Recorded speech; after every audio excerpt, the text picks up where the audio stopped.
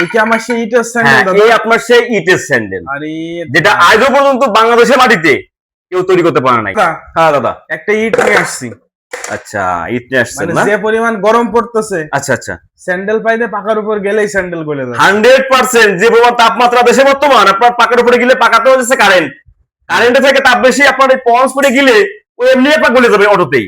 এই ইট দিয়ে আপনাকে খুব চমৎকার একবার সেলে তৈরি করতে সম্ভব, হবে তো? 100% হবে। দেখেন এই যে আপনার যে পড়াশোনা করি না, হ্যাঁ, এর থেকে আপনার হাজার গুণই ভালো হবে এই ইটের স্যান্ডেল, এগুলো বাদ। আচ্ছা, এই ইট দিয়ে সেল তৈরি করতে আপনাকে দেখেন, আপনি আপনার দর্শক দেখবে কিভাবে ইটের মাধ্যমে একজোড়া পন্স সেল তৈরি করতে হয়। তাহলে আমরা অবশ্যই এই যেহেতু পন্স তৈরি করবো, আমরা অবশ্যই পন্সের মাপে কিন্তু পন্স তৈরি করবো, আচ্ছা যাতে আচ্ছা, সেম সেম হয়। ঠিক আছে দাদা।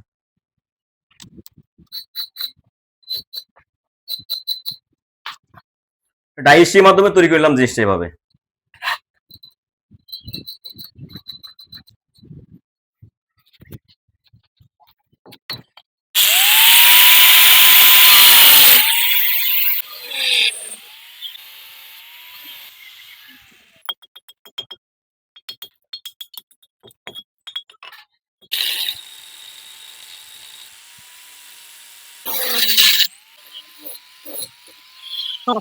এটা হচ্ছে মোটামুটি একটা স্যান্ডেলের মতন পরিবেশ হয়েছে, এক টুকরা। এখন এটাকে ফেরে দুইটা তৈরি করব।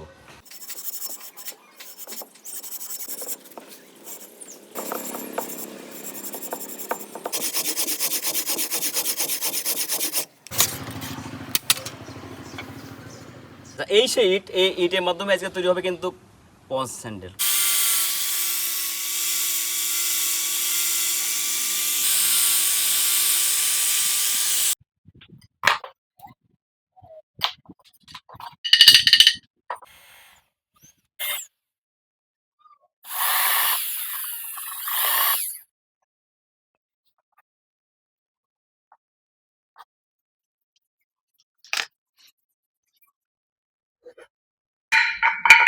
ভাই, এই আপনার সেই দুর্দান্ত আগুনে চলার, আগুনে পথ চলার জন্য যে স্যান্ডেল তৈরি করলাম, দেখেন ইট দিয়ে, সাউন্ডটা দেখেন। এই কি আমার সেই ইটের স্যান্ডেল হ্যাঁ, দাদা? এই আপনার সেই ইটের স্যান্ডেল, আরে যেটা আজও পর্যন্ত বাংলাদেশের মাটিতে কেউ তৈরি করতে পারে নাই। দেখেন, করলেন কি দাদা? হ্যাঁ এরকমেরই দেখুন, একদম অবিকল পন্স স্যান্ডেলের মতন দেখেন। আপনি এখন এটা পরে শুধু রোদ্দুরে না, আপনি ঝড় বৃষ্টি কাদা যেমনে মন চাপি তেমনে হাঁটবেন, ঠিক আচ্ছা, আছে? আচ্ছা। আপনার এটা কোনো গলার কোনো চান্স আর নাই ভাই। এই নেন আপনার স্যান্ডেল, আপনি এখন আসতে পারেন। ওকে দাদা, অসংখ্য ধন্যবাদ। এই নেন।